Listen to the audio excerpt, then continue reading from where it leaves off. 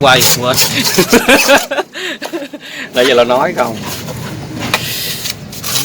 Chắc rồi thôi đừng quay mặt. Mặt lắm lem. Bộ thợ mà làm cả ngày rồi chứ đâu phải ăn ngồi văn phòng đâu mà không có dính. À, trét hồ tươi lên đó hả? À. Không, tùy thích trét thì trét, không trét thôi. Người thì trét, có người thì trét trên chỗ nắp luôn.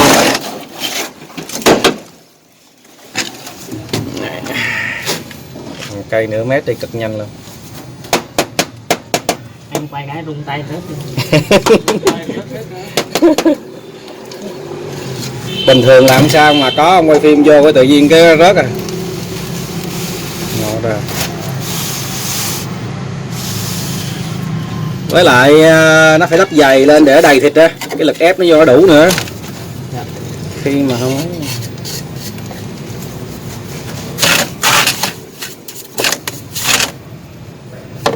hôm nay làm về sớm này.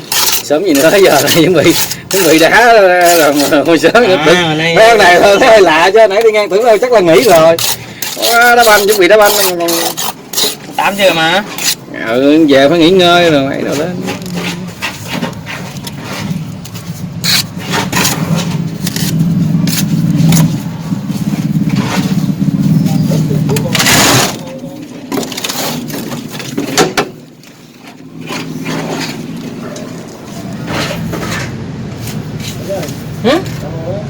Con tên đi.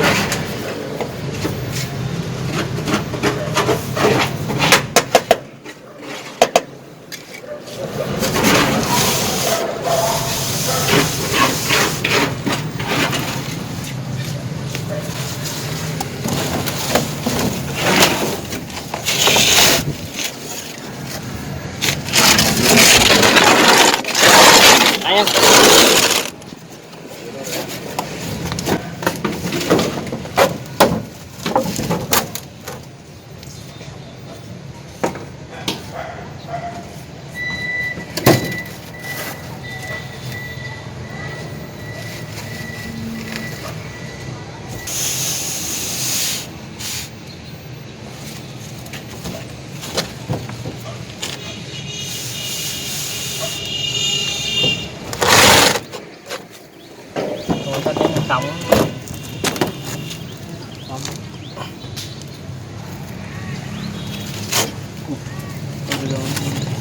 cái đó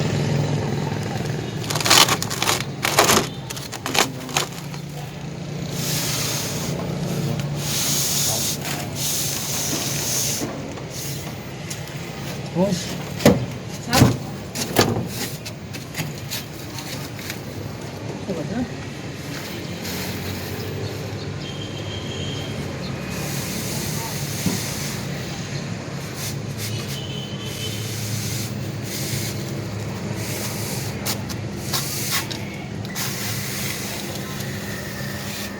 Rồi, đẹp luôn.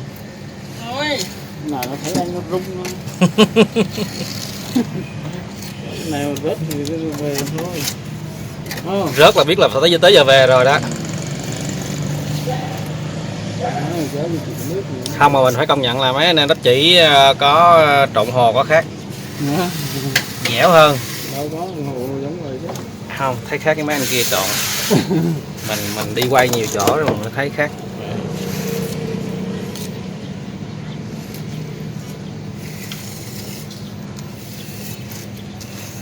List của tôi đưa lên kia cho mà Có mà.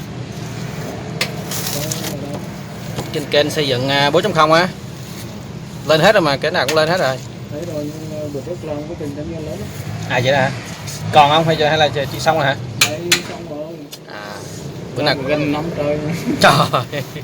Đúng mà. Ngày dưới cấp 3 hôm nay kia phân nước xong rồi. À.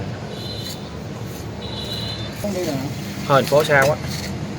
Ở thành phố đi quay thì mới đẹp nha anh. Cái là thành phố không? Có lắp chỉ thành phố không? Dạ. Có lắp thành phố không? Có chứ. Đa số là thành phố. Ồ vậy đó hả? Ồ. Vẫn được. Thành phố làm trong tuần mình đi được.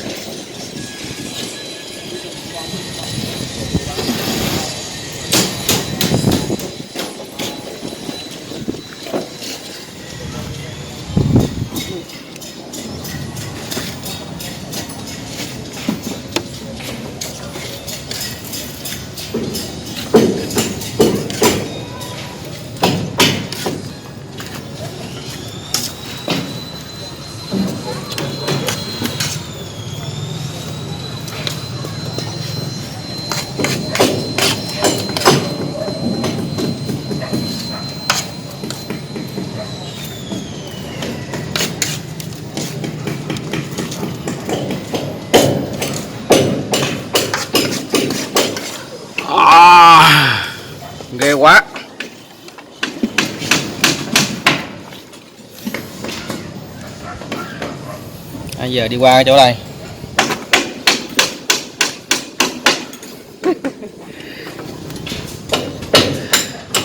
Ông này ông rút dán hết rồi.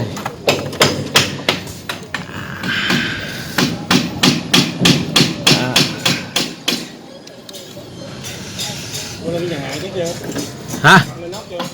Chưa. Rồi. Đó, quay hoàn chỉnh cho mọi người coi nè. Sẽ đi cái này. Rồi, rõ nha. Đây là cái thứ hai.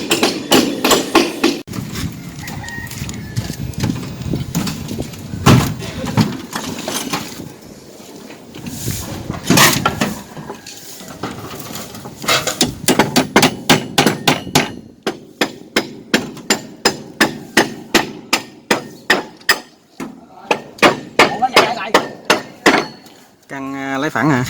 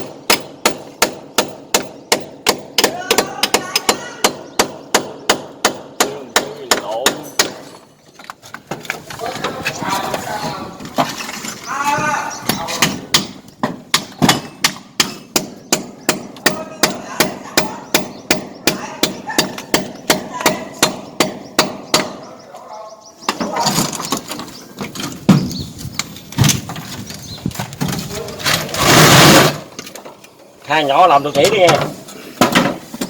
Ui, đóng tuốt băng qua anh kia luôn à. Không sắp vòng mà. Ồ, nhà chỉ quá trời. Rồi đóng đó rồi. Vậy đó. Thôi tô bắp chỉ.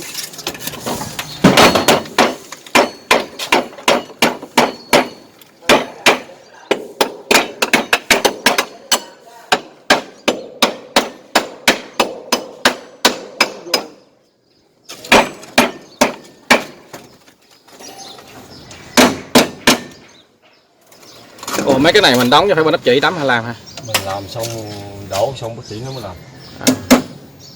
Tại cái này nó còn khô nhiều quá đúng không? Nó còn cần phải đắp lớn lên nhiều. Hết trên đây luôn. Dài tới đây luôn rồi đúng không? Dài tới đây mà. Đây nó bắt rõ trơn đó. Bên kia đúng không? Đây này, khu bên đây nó bắt hết trơn, bác sĩ đẹp lắm.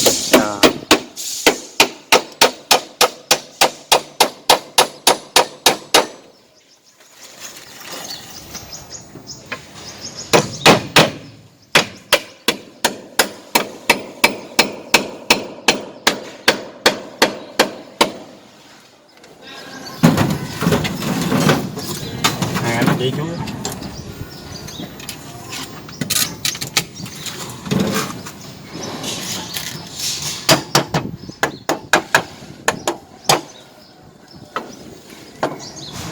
giấu cái đinh đâu vậy? Đạp giấu nữa.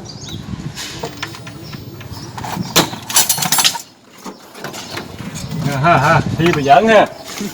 Cái nhỏ chảy giỡn hoài nha. Nhất là bà Chính đó. Chính ơi, bà giỡn hoài bà nội. Bà nha, chết bà. Nội ấy hoài hả? Ra chọi. Đâu quay phim bà lại là có không? Đâu bà chạy đâu được? Bà chối hả? Bà chối hả? Bà chối hả?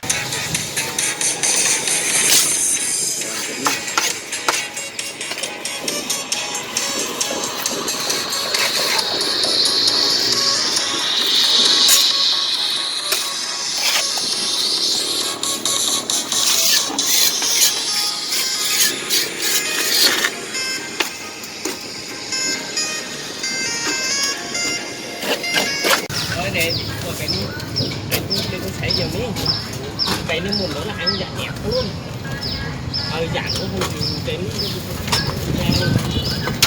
làm mùi dầu này đi nè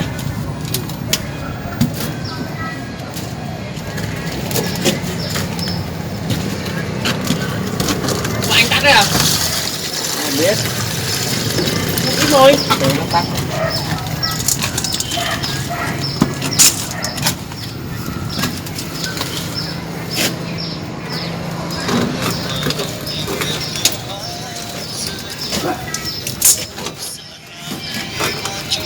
quên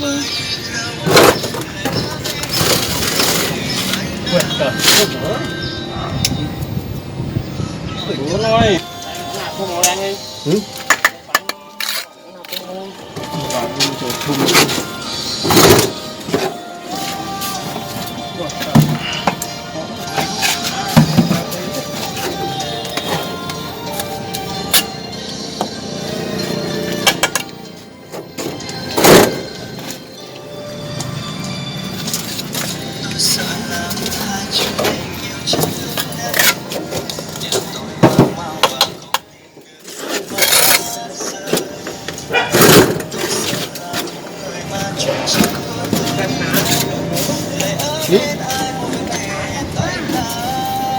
gần đâu